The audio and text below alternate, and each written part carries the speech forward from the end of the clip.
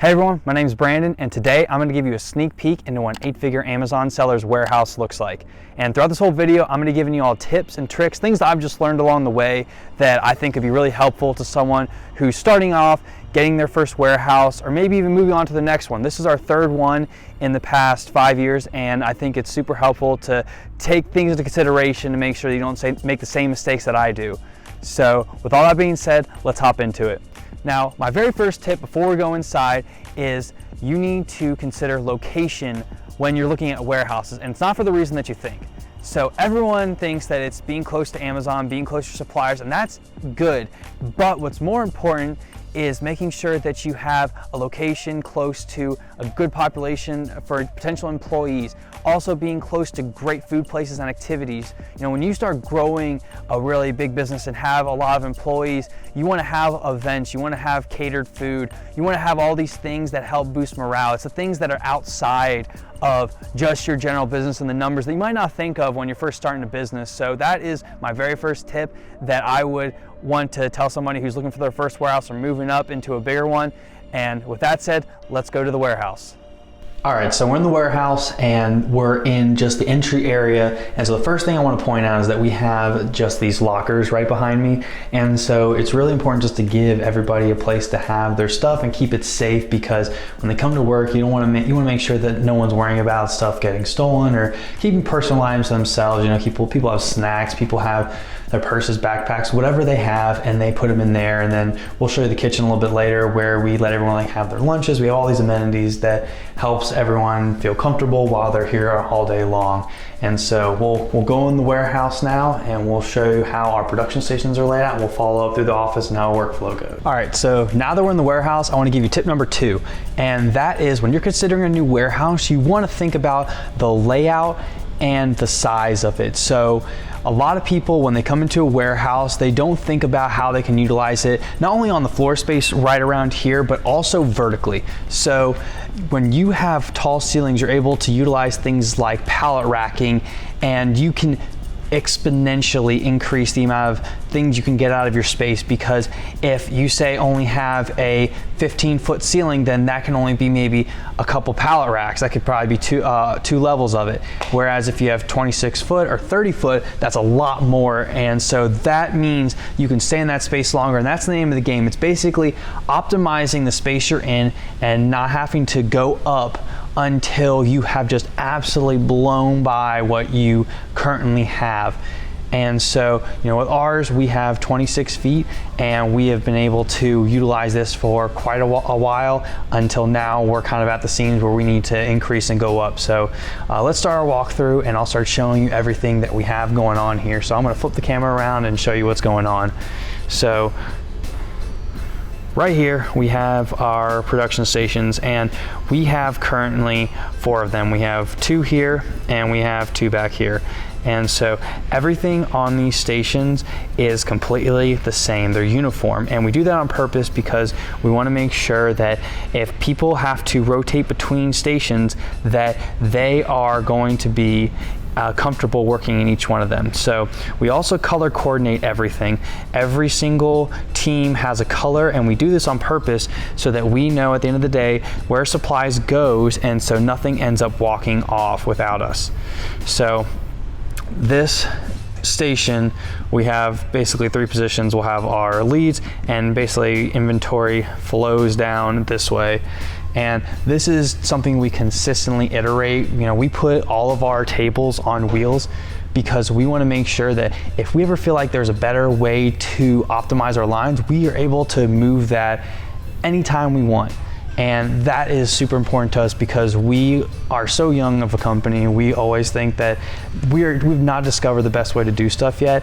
And I encourage you to do that too, is to continually implement new things, because if you get stuck in your way and do it just because that's how it has always been done, then you're potentially missing out on all these great opportunity to improve and innovate. So it's super important to do that.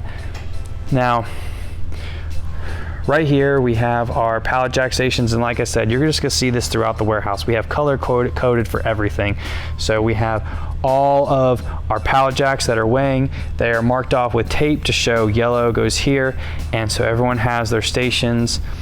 And this is actually one of my favorite improvements we've ever made. So for those of you who have dealt with a lot of volume with cardboard, you know that the amount of cardboard you can go through is insane. We used to have these big boxes called Gaylords, and we used to fill those up, and it used to take 2-man, 3-man teams to lift it up into the dumpster and dump it, and it was just so unsafe. It was awful. I mean, there was people who fell in almost sometimes, me included. So I was always looking for a solution, and I ran across a manufacturer one time who used it for steel.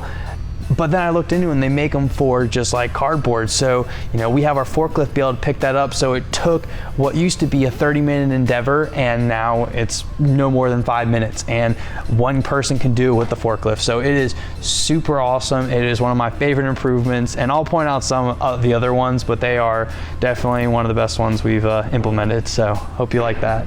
All right, so this behind me is actually something really neat that we researched for a long time and decided to pull the trigger on. We've had this machine for about a year. So what this is an automatic L-bar sealer. And what this does is you put things on this conveyor belt right here, and you send it down the line, and it automatically shrink wraps it and bags it and throws it down the end of the line. So obviously, this is not our most optimized section. We've kind of run out of space, but this thing can pump out a ton of units.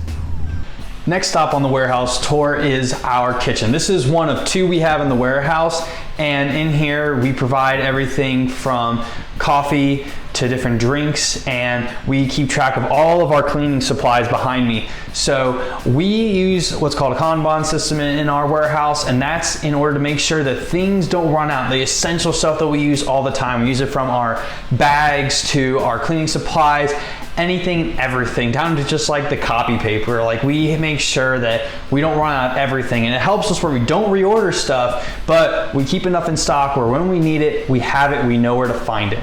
And that's super important to us. So now we're in the receiving section, and this is where when inventory comes in, our receivers bring it in here and they check it against all of our POs. They make sure everything's in good order, expiration dates, the right thing that we order, the right amount, and they put it away and then make it into shipments. And that's a super important part because it's one of the most important quality checks. It's the first one that comes in the door, and as some of you know, you only have a certain amount of time from when you get it from a supplier to being able to make a claim and say, hey, this is not correct, we got something wrong, it's expired, whatever that is. And so making sure that you have a robust receiving team where you're able to get things in and checked in within a certain amount of time is super important, because I promise you it's going to save you money if you're able to do that. We catch so much stuff on the front end, and it saves us thousands and thousands of dollars every single month. So I definitely implore you to make sure that you have that system in place, whether it's just you and another person, making sure that you check things in a timely manner before it's prepped, so that you have that opportunity to be able to make back some of that money. So now that's going to lead us into tip number 3 from me for warehouses, and that is how big of a warehouse you buy initially and the cost that's associated with it. So a lot of people, when they start off, they're just thinking about the cost alone. And so the mistake in that is that you want to also think about the size and the growth that having something like a warehouse is going to provide to you. So one thing we ran into is our first warehouse was 3,000 square feet. And I'll have to make a video about that and just the whole evolution of that whole process later. But what happened was we were there for no more than a year and we outgrew. We were busting at the seams, and I always kick myself for not starting off just a little bigger. And even coming here, we are in a 10,000 square foot building, and I am kicking myself for not getting a 20 because we grew so much faster than I ever anticipated, and it ended up being where we have to move sooner than I would have liked. And so that is something I would definitely push on to you, is make sure that you are anticipating your growth that you get from hiring people and having this extra space for optimization. And on the flip side of that, you have to make sure when you're looking at your terms, if it's your first warehouse, you have to understand something called triple net. So what you see as a lease rate is not always what you pay. It's also, on top of that, you have your taxes, your maintenance fees, and other things like that that go into maintaining a building and taxes, all that. you want to make sure that you get that rate and take that into account before you get your full lease payment. Some leases do include that, but it's very rare nowadays. You also want to think about the electricity, the heat, internet. There's other things that at first might not seem like a lot, but they compound over time. You know, gas here during the winter can be just astronomically high, and so there's just things you want to take into account when you're looking at a warehouse to make sure that you are accounting for those expenses, because they will come. So those are things just that I have run into. Make sure you think about that. So one thing that I am always looking for is ways to invest in our company and make sure that we get more optimized and do things better. So a couple of things that we have invested in recently in the past year has been our forklift and electric pallet jacks. Those have become so helpful with navigating super heavy freight, loading trucks a lot faster, and it has been very helpful for us to have that. And you know, in the beginning it seemed like electric pallet jacks seemed just so ridiculous, but the amount of time it saves when you have somebody who's maybe 120 pounds trying to move a 5,000 pound pallet, the ergonomics of that is just not good. So you want to make sure that you are supplying the right tools for people to do things safely and efficiently, and that's why investing in those tools and up front will be super helpful down the line. So one thing you want to think about whenever you're getting into a warehouse is also how you're getting freight in and out, because that is the lifeblood of your business.